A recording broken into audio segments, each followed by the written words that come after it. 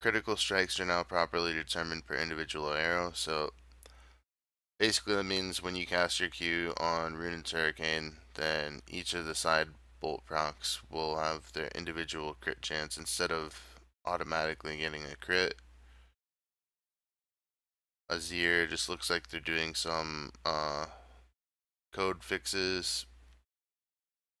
Attack move now works with Azir soldiers and cleaned up some of his spell buffer combos. So that just means when you cast a lot of spells all at the same time, it should be a little bit more fluid. Should actually work the way you're intending it to. Chimes now begin spawning at 35 seconds instead of 50 or whatever. I think that's supposed to be a minute 35. Anyway.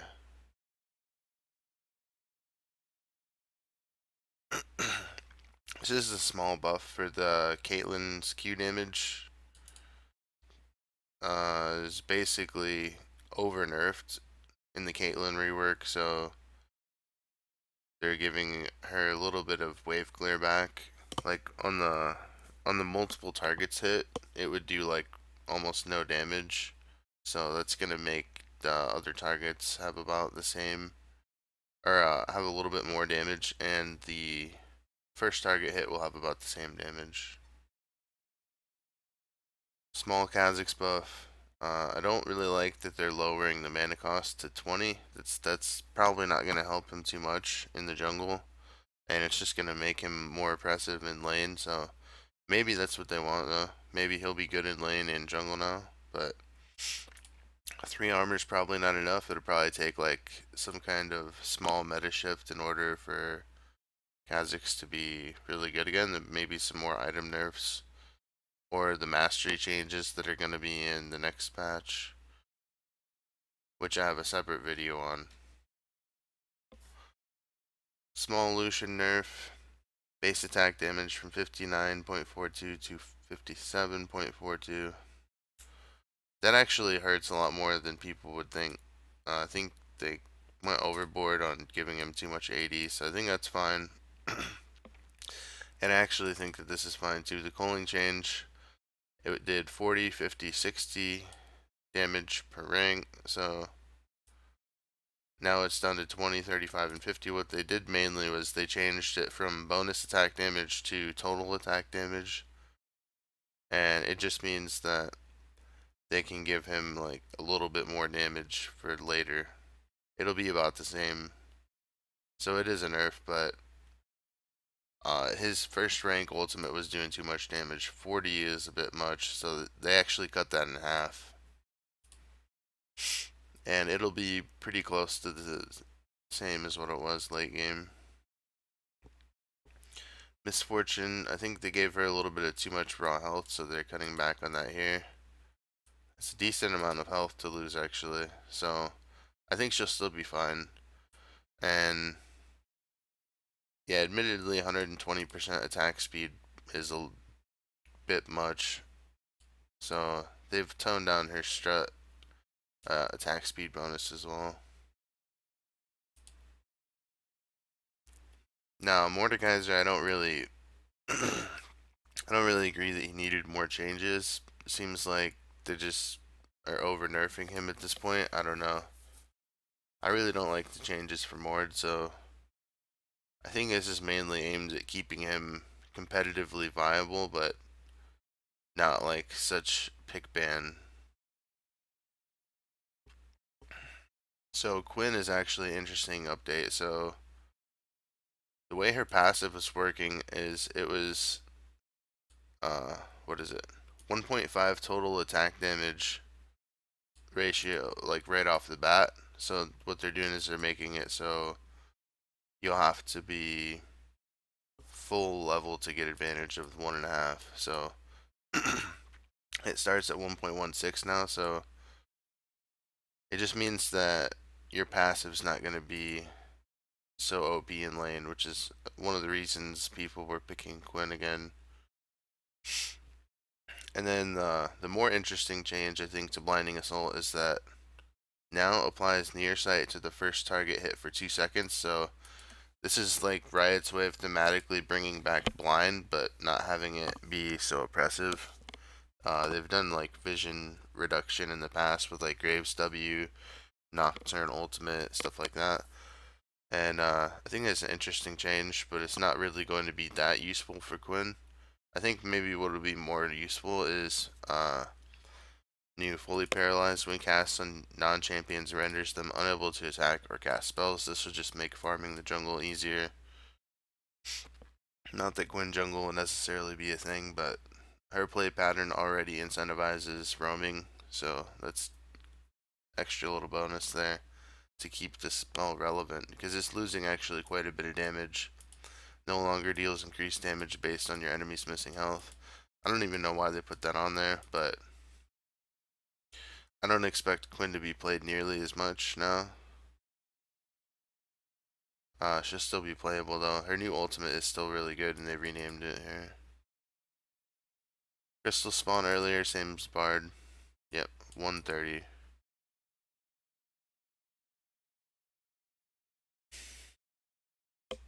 So Zed's in a pretty bad state right now. Like they really need to do something. So I'm glad that they're doing these changes.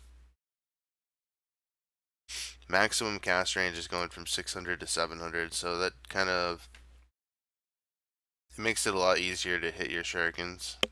I want to say minimum cast range went to 350 from 400. It's not really a big deal. Don't really. They're just trying to smooth out the range for your Living Shadow and give you a little bit more room to outplay your opponent. It looks like, because with those two changes, that's an extra 150 range that you would have from the minimum to the maximum cast. They just want you to be able to move around a bit more, I guess. Missile speed 1750, that's pretty good.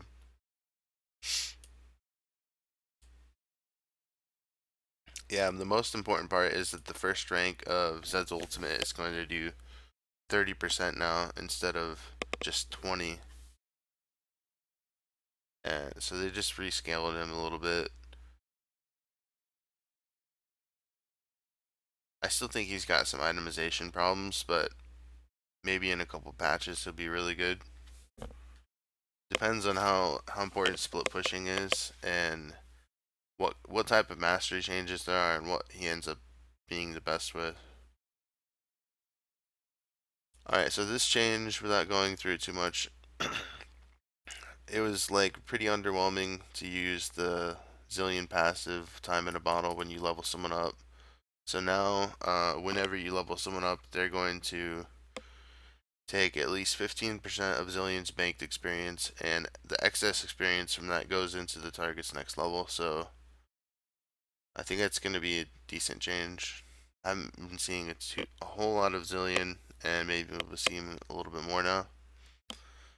And these attack range changes, I think like all of this together is just mainly to nerf Tom without having to change his kit. I actually like that they're tuning the game this way. I don't agree that melees need to have 225 range. I think 175 for all is pretty good. So, and even I don't understand. I think Nunu just gets really big, so that's why his attack range is lower for consume size buff attack range. Yeah, they get really specific on the patch notes. They don't always give context, so there's a lot of moving parts with it. And ability toggling, this is just like for your toggle abilities like Jinx Q. It just means that if you're stunned, then you can actually still toggle it because it doesn't have an effect when you toggle it. And the champion resizing, falling champions to be approximately 10% larger. Amumu, Mundo, Malphite, Olaf, Rammus, Shen, Warwick. It's pretty good. I like clarity. This will help with that. And then all these things are like too small, so they're going to be bigger. I think in particular it was pretty funny to see how small Vladimir is on some of these skins. Because, yeah, they're making all the Vladimir skins bigger, but the base Vladimir skin isn't getting changed. So, and Bard was pretty big. These are all going to be a lot smaller. Master Yi was getting pretty big. So yeah, like I think this along with the range changes will make playing melee champions a lot more fluid, and it won't feel so punishing when you make a mistake. It won't actually change very much in terms of gameplay, just having the extra range, but yeah, it'll make it a lot less punishing when you make mistakes. That's my initial take on it. Item is still shit. Hunter's Talisman is still pretty shit, but I don't know. I just hope they don't keep buffing it and like overbuff it at some point. I don't really like refillable potion either. Rage Blade that needed the cost increase. They probably should have hotfixed that because all the data from this last patch up until now is like pretty much useless with having Rage Blade being like that much cheaper. I don't know. Maybe they just wanted to focus on that for a while. Maybe they'll get a little bit more extra data from it and be able to tune it better. So this is actually pretty huge. Static Shiv, magic damage is going from 50 to what 150 possible, down to only like 30 to 100 possible. So right off the bat, even at minimum damage, you're losing 20 damage potential. So like there will be Static Shiv procs that only do like 30 something damage, and it's gonna feel really bad. But they're making the damage against minions go up, so it's gonna be about the same. They want to cement Static Shiv's place as a wave clear tool, and not just like the best combo in the game because it does so much damage. This with Rapid Fire Cannon. I actually think Rapid Fire Cannon needs to have a cost increase because that's the main reason that that combo is abusive. After this Static Shiv nerf, I think that you leave Rapid Fire Cannon in roughly the same state. They'll probably nerf it a little bit and cost increase, but I think it would be fine with just a cost increase. And then Summoner's Rift Enchantment Home Guard cannot buy this anymore. Every champion in the game gets it after 20 minutes, so I don't dislike the change, but it's going to be annoying when I would have had Home Guard before 20 minutes. It just means I don't have to pay for it anymore, so there'll be more items. And I like the overall tuning that that does for the game. Rift Herald was just basically doing way too much damage. 4% current health on hit, that's going to be the main thing, but also losing 15 damage. So, death timers are longer in the early phases, but shorter late game. So on the PvE, there was like some ridiculously long death timers, and let's take a look at the values. It was like it started ramping up 2% every 30 seconds after 35 minutes. So yeah, no. That's what it was on live. It looks like okay. It was like 2% every 30 seconds after 5 minutes or something retarded like that, so that they would get some decent intel on death timers. So it was 2% every 30 seconds after 35 minutes. Now it's 0.5% every 30 seconds after 10 minutes. So that's just going to mean that you're dead a little bit longer, like in the times that you would like expect to be able to trade a kill. Maybe it would be a little bit less worth it. You have a little bit less control. Get your tower pushed in as a result of being dead for longer, stuff like that. So it's going to be a pretty interesting change to make the game more objective, like tower focused. And the towers did actually get a little bit of boost of health in this patch as well. So they went from 3,500 to 4,000 health. 500 health would be a little bit. It's probably not going to amount to too much, but in the overall grand scheme of things, it will have effects. It's just like certain games it won't like make a difference, and certain games it will. Jungle tuning. This is all just to make AP jungle clears more tolerable. That were pretty bad. Like, I think that this buff is warranted. Smite, it doesn't really matter. Ambient gold doesn't matter. And champion kills. So things were snowballing a little bit too fast. So what they did is they made it so you get like 10% less experience than you were getting when you kill an equal level champion. So people were like coming out of these skirmishes with like 2 full levels if they get a kill on the entire enemy team, like maybe kill 3 people in a row or something like that. Yeah, it was ridiculous. Unit collision running through walls of minions is now possible. Hopefully this is actually fixed. They're removing the champion collision buffer on the minions, so hopefully that'll just not happen anymore.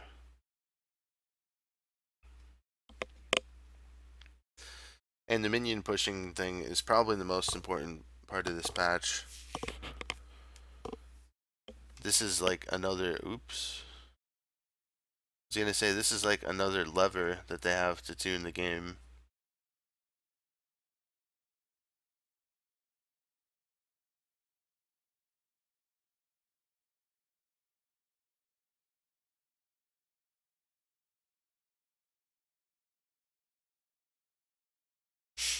Basically, the way it works is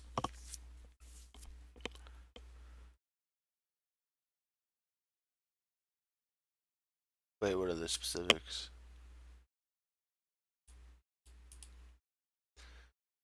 Average level of your team minus the average level of the enemy team.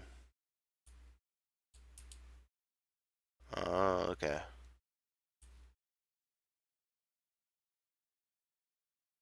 So if one person on your team's really far behind, this is gonna hurt you a lot, actually. Because he'll bring down your average.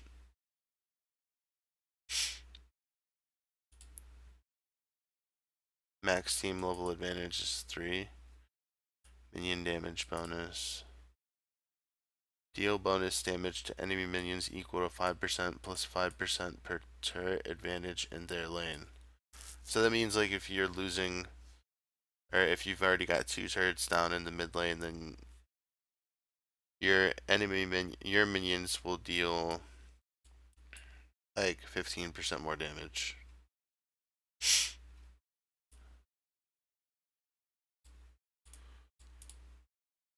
Yeah, and their minions will deal less damage, I think. Alright. So that's a pretty interesting change. Just means like whoever's in the lead will like give clear comeback mechanics to the enemy team because they won't be able to freeze lanes anymore. So I think this is actually more of a nerf to snowballing than anything. Games that you already would have lost, you're just gonna lose them quicker now. But this is gonna make it so that games that were like just barely snowballed, like they played it really sloppy and they only just came out with the victory, like this is gonna tip those games in the other team's favor. So I actually think that's not something a lot of people would notice, but yeah, to go over that again, just let's say your team has a level advantage and you're pushing in, and you know you guys have a couple of fights or whatever, but with these increased death timers, you guys got a while before you can do anything again, right? So what do? You go back all the way back to your jungle and start farming. Well, what are they doing? They're already in range of farm. They just sit in their lanes. All the minion waves are pushed up now. in the lanes that you have turrets knocked down. So it's gonna be pretty interesting to see how it works with Baron buff and Rift Herald. So let's say if you were behind, maybe that's enough to stall out the minions. But if you're ahead, it's just gonna make snowballing even faster. So there's the potential for this to get tuned back a little bit. If by no other way than tuning it, they might tune champion kills again in the amount of experience that they give. Or they might change bounties again. Uh, Bounty system was changed, I want to say, in the first preseason patch. Okay, but these masteries are on live right now. Bond of stone damage reduction from 4% to 2%. They said this was to make it less of a ubiquitous pickup for damage reduction. They want it to be more of like a support mastery, it seems like. Thunderlord's Decree cooldown is going from 30 seconds to 20 seconds. It's going to make it a lot stronger for lane. This is going to be relevant into the late game when you're picking people off. It's going to be like more of an assassin type mastery. And yeah, not too much to say about this. Is a bug fix. Apparently it was the tooltip that was wrong. It was saying that it kicked in at 20%. It was actually 25%. And promo helper doesn't matter really. It just means that, let's say you're below gold elo and you're having problems getting to the next tier, so it'll give you like a free game the next time you hit your series if you fail. That's pretty much it. All the rest of the stuff doesn't matter. Let's see. Yeah, I think that's all I wanted to cover.